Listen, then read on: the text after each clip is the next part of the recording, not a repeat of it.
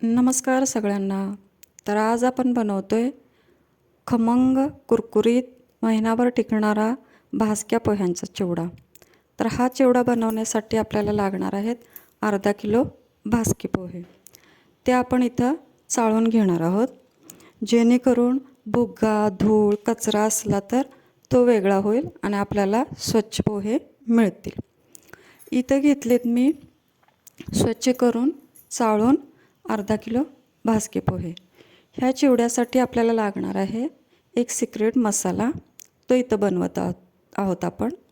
तो बनवण्यासाठी लागणार आहे 2 ते 2.5 चमचे लाल तिखट.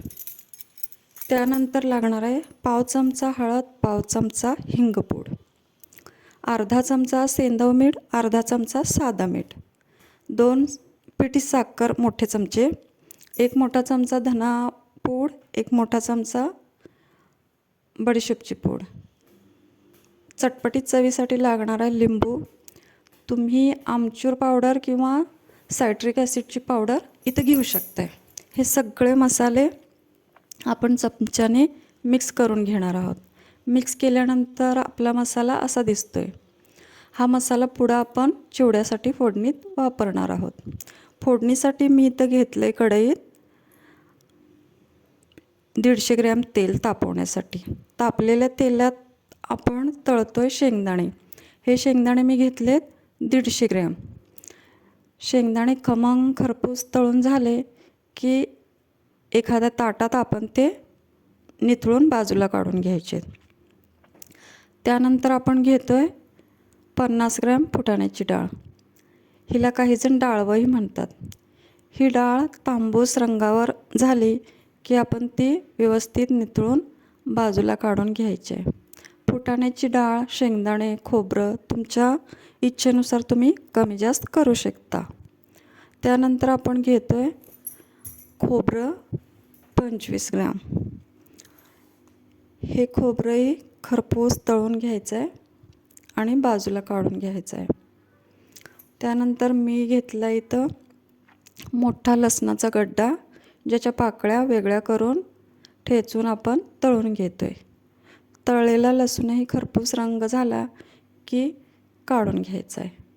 त्यानंतर इथं घेतलं आहे मोठी वाटी कढीपत्ता. कढीपत्ता बाजूला निथळून घ्यायचा. त्याच गरम तेलात आपण टाकतोय मसाला चिवड्यासाठी केलेला.